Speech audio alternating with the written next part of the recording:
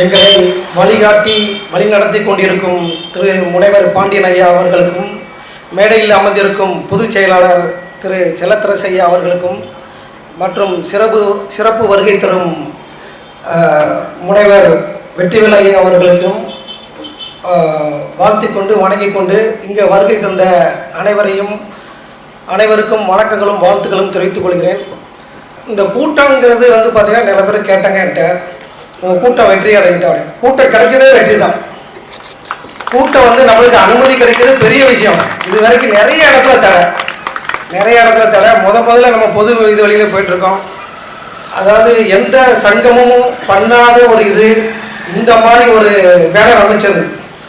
அதாவது எல்லா குடியும் இந்த மாதிரி ஒரு நாடார் குடி, தேவேந்திர குடி, பறையர் குடி எல்லாரும் பேர் போட்டு பண்ணது இது பெரிய வெற்றி. பொது இடத்துல யாரும் இப்படி பண்ண முடியும்? வேற எந்த கட்சியாவது இல்லை வேற எந்த இயக்கமாவது பண்ண முடியுமா? நான் அந்த சமூகத்துக்கு தலைவராக இருக்கேன், எந்த சமூகத்துக்கு தலைவராக இருக்கேன், உங்களால் துணிஞ்சு போட முடியுமா? 5ஆம் தமிழ் சங்கம், இன்னும் 5ஆம் தமிழ் சங்கத்தை தான் பார்த்துட்டு இருக்கீங்க. அடுத்த உருவாக்கம் ஒன்று போயிட்டு இருக்கு, அதான் 5ஆம் யுவ கட்சி. இப்போ நம்ம எப்படின்னா 5ஆம் தமிழ் சங்கம் பார்த்தீங்கன்னா நம்ம பட்டய படிப்புக்காண்டி 234 தொகுதியிலிருந்து ஆட்களை தேர்ந்தெடுத்து, அதாவது தமிழராக தேர்ந்தெடுத்தோம். தமிழர் எப்படி அப்படின்னா தமிழ் தாய்க்கும் தமிழ் தகப்பனுக்கும் பிறந்த ஒருத்தன் தான் தமிழர். இது ஐயா மட்டும்தான் தெளிவாக சொல்லியிருக்காங்க. அப்பா அப்பா மட்டும்தான் தமிழர், அந்த இதெல்லாம் கிடையாது. அதெல்லாம் போலி தமிழ் தேசியம். தூய தமிழ் தேசியம் அப்படின்னாலே தமிழ் தாய்க்கும் தமிழ் தகப்பனுக்கும் பிறந்த ஒருத்தன் மட்டும்தான் தமிழ் தேசியத்தை வருவான். வரக்கூடிய சட்டமன்ற தேர்தலில் தூய தமிழ் தேசியம் ஆட்சிக்கு நிற்போம். என்ன, அது மட்டும் இல்லாமல் நாங்கள் பட்டய படிப்பு ஒன்று படிச்சிருக்கோம். திருச்சியில் திருமால் நடத்திய திருச்சிராப்பள்ளியில் முனைவர் பாண்டியன் ஐயா மூலமாக 2 வருஷமா படிச்சிருக்கோம். 2 வருஷமா எங்களை அப்படி செதுக்கியிருக்காங்க. செதுக்கி கொஞ்சம் கொஞ்சமாக மழை வெயில் பார்க்காம செதுக்கி எங்களுக்கு வகுப்பு முடிஞ்சு அடுத்த மாதம் பட்டமளிப்புலாம் நடந்துட்டு இருக்கு. பட்டமளிப்பு முடிஞ்ச உடனே பதுங்கியிருக்க புலிகள் எல்லாமே பாயும். இன்னைக்கு கூட நடந்திருக்கு. தமிழ்நாடு கூட அளவு மாதத்துலையும் பாய்ச்சிட்டு இருக்காங்க. இனிமேல் எந்த மறைவு ஒளிவு எதுவுமே இருக்காது.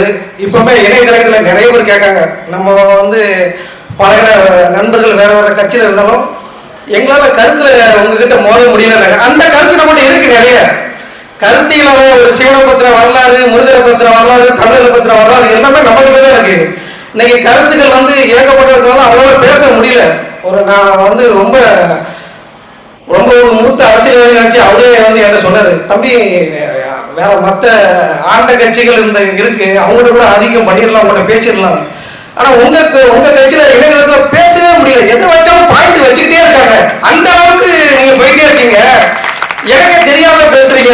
உங்களுக்கு தெரியணும்னா முனைவர் பாண்டியனோட வீடியோ பார்த்தா மட்டும்தான் நாங்க பேசுறது புரியும், இல்ல புரியாது. ஒரு வரலாறு தெரியணும் அப்படின்னா நீங்க இணையதளத்தை பார்த்துட்டு வந்த மாதிரி தான் முடியும். நீங்க இணையதளத்துல பார்த்து வரும்போது உங்களுக்கு புரியாது. நீங்க அதாவது நாங்க எந்த கட்சி இருந்தாலும் சரி, நாங்க பயிற்சி 2 வருஷம் படிச்சிருக்கோம். எங்க கிட்ட நீங்க பேசணும் வைக்கணும் அப்படின்னாலே நாங்க எங்களோட வரலாறு எடுத்து தான் பேசுவோம், வரலாறு எடுத்து தான் வைப்போம். வரக்கூடிய சட்டமன்ற தேர்தலில் 2 பேருக்கு எடுத்து தான் போட்டியே. ஒன்று அரசியல் படித்தவன், ஒரு அரசியல் படிக்காதவன்.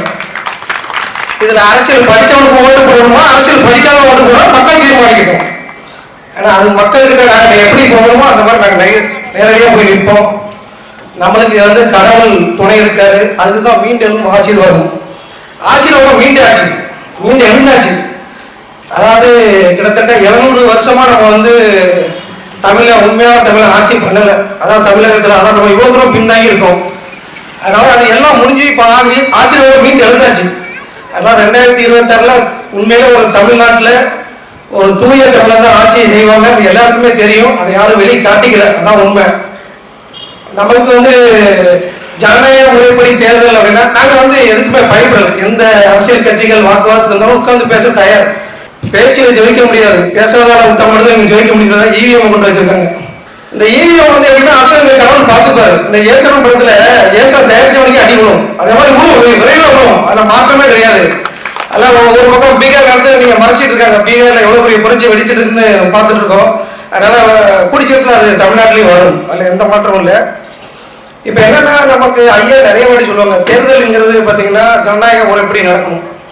அதாவது எப்படின்னா அன்னைக்கு ஓட்டு எண்ணிக்கைன்னா வாக்கு சீட்டு தான். வாக்கு சீட்டு தான் உண்மையான ஒரு ஜனநாயக முறைப்படி ஏன்னா மேலை நாடுகள் எல்லா நாடுலையும் வாக்கு முறைப்படி நடந்துட்டு இருக்கு. அந்த வாக்கு முறைப்படி என்ன அப்படின்னா, நீங்க இவிஎம் வந்து நம்ம எப்படினாலும் ஹேக் பண்ணலாம். அது 1 மாசம் பூட்டி வைக்கிறது எதுக்குன்னு தெரியல. ஓகேங்களா? இப்போ வாக்கு வந்து நம்ம எண்ணும் போது அன்னைக்கே வாக்கு வந்து நீங்க ஓட்டு எண்ணிடலாம். இப்படிதான் அமெரிக்காவில் நடக்குது, எல்லா நாட்டிலும் நடக்குது. நம்ம எண்ணும் போது பார்த்தீங்கன்னா நம்ம டிவி எல்சிடி டிவி வெளியே ஒரு பெரியதாக வச்சு லைவா யார் யாருக்கு எவ்வளோ ஓட்டு என்னன்னு பார்த்து லைவாக காட்டினா மட்டும்தான் உண்மையான வெற்றி வரும்.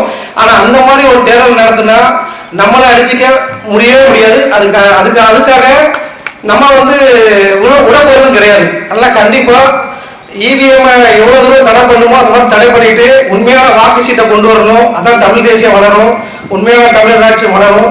வாய்ப்பளித்தவனுக்கு நன்றி, வணக்கம். மக்களாகிய நீங்கள் தரக்கூடிய நிதி உதவி 5ஆம் தமிழர் சங்கத்தின் வளர்ச்சிக்கு மிகவும் பயனுள்ளதாக இருக்கும். உங்களால் முடிந்த நிதியுதவியை அளிக்க விரும்புவோர் திரையில் காணக்கூடிய இந்த ஜிபே நம்பர் மற்றும் இந்த அக்கவுண்ட் நம்பருக்கு பணம் செலுத்தலாம். நன்றி, வணக்கம்.